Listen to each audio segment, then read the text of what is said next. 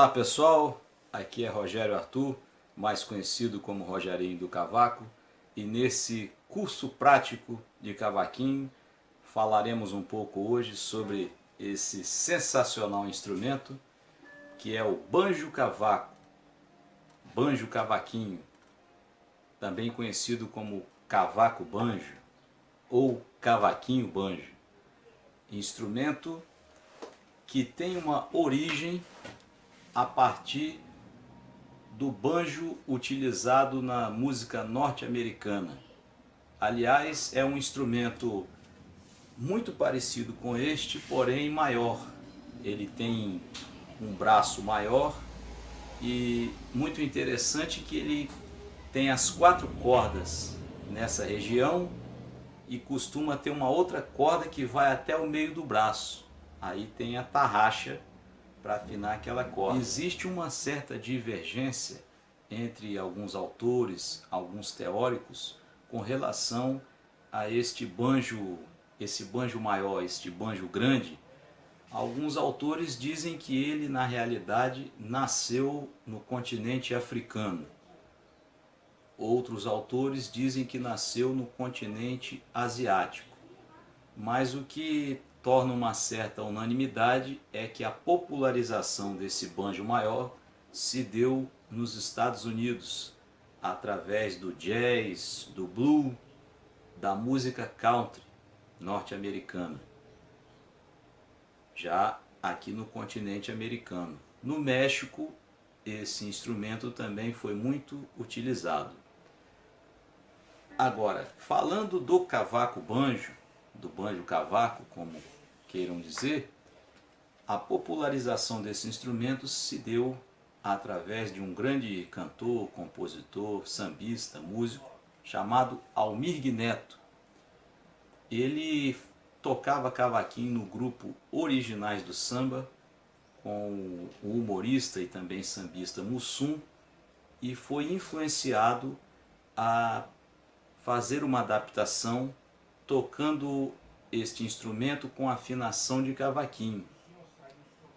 Me parece que naquele período a execução desse instrumento no grupo Originais do Samba durou pouquíssimo tempo.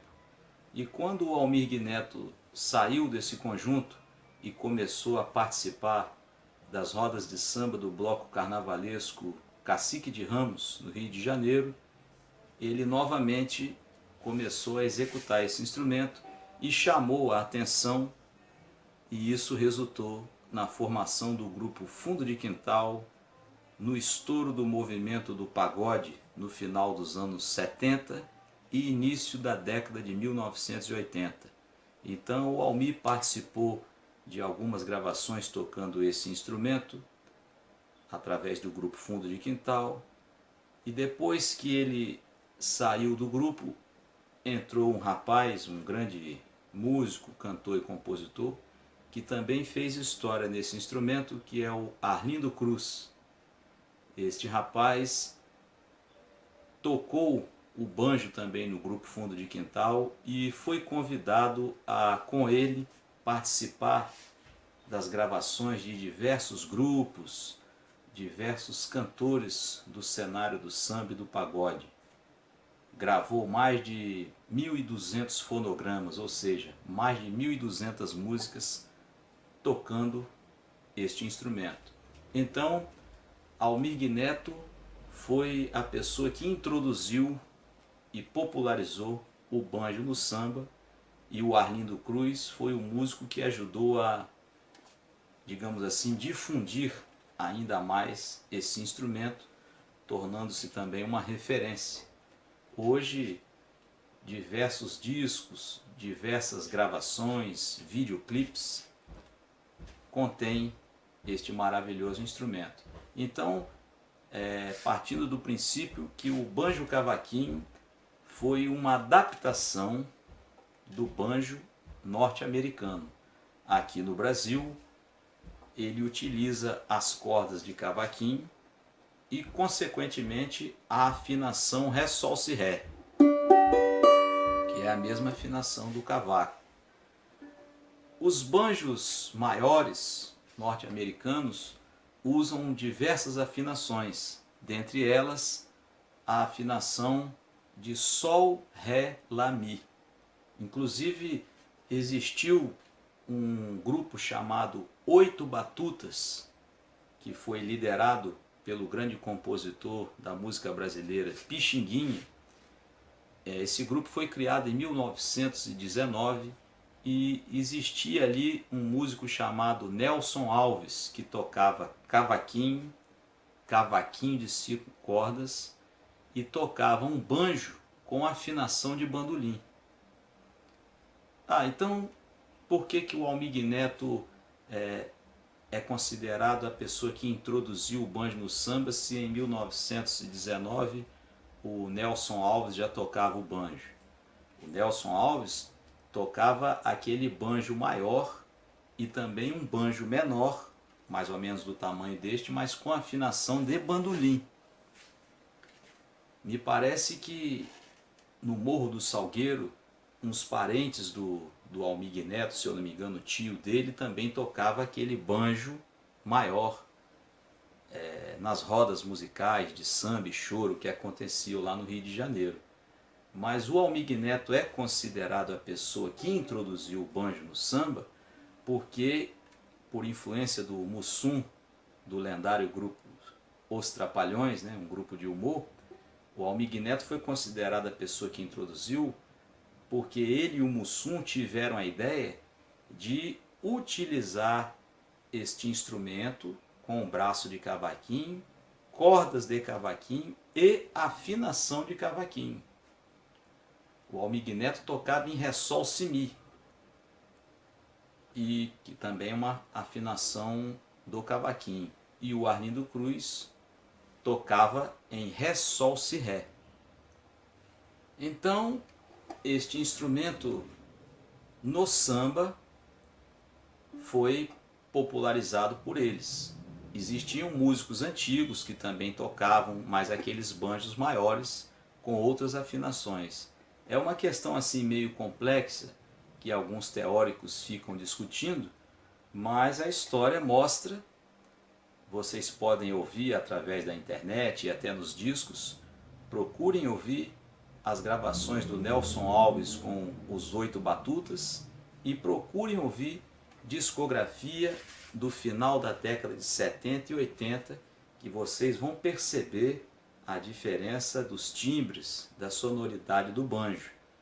Em diversas gravações de Bete Carvalho, Grupo Fundo de Quintal, Zeca Pagodinho, o próprio Almig Neto, Sombrinha, Arlindo Cruz, Jorge Aragão, e depois na década de 1990, com diversos grupos de pagode que fizeram sucesso, vocês vão observar uma palhetada diferente, apesar de ter a mesma afinação, mas são timbres diferentes. O cavaquinho, por exemplo, ele tem uma execução mais, digamos assim, uma execução mais suave, uma palhetada muito singela, muito delicada.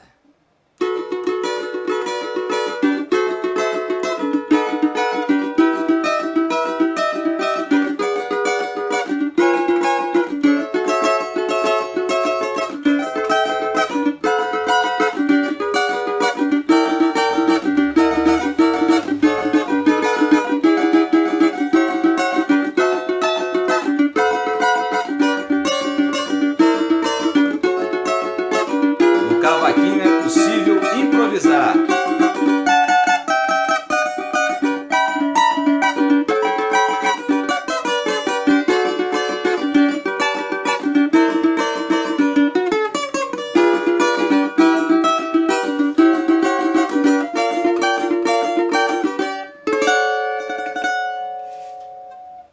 É uma palhetada mais sutil e é possível também solar, fazer improvisos.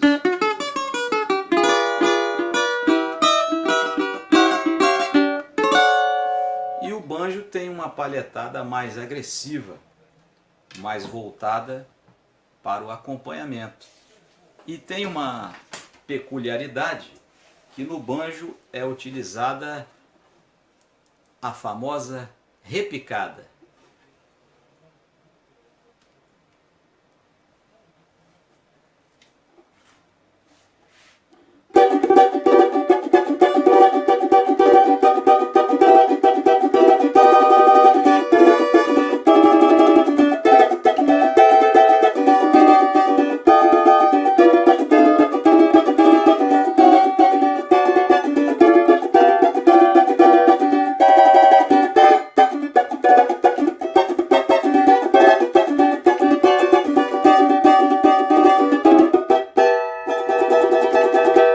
Essa palhetada foi muito utilizada por Arlindo Cruz. O Almig Neto tinha um swing, tinha uma palhetada diferenciada, mais ou menos assim, tocando como cavaquinho mesmo, mas fazendo uns contratempos.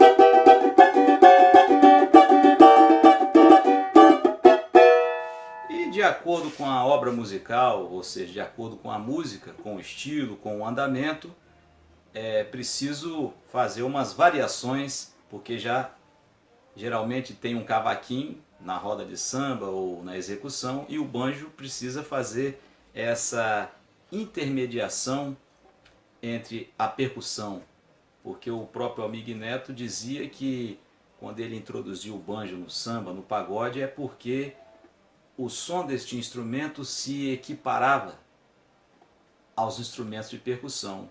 E numa roda de samba, sem equipamento de sonorização, quando tem um cavaquinho, um violão e tem os instrumentos de percussão, você pouco consegue ouvir estes instrumentos. E o banjo tem um timbre, tem uma sonoridade mais alta.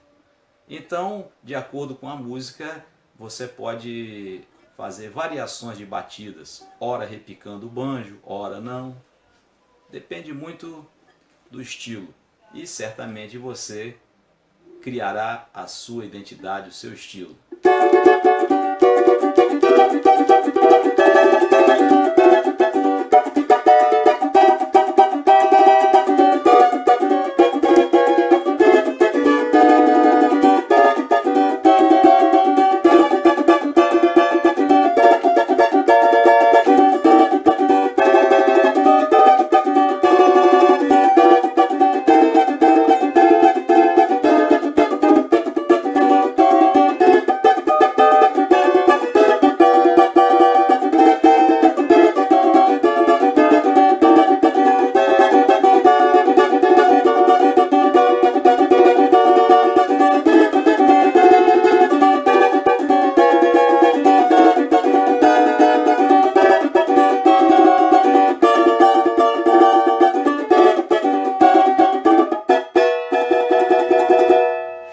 É isso aí, pessoal. E vamos cavaquear, vamos banjear. Até a próxima oportunidade.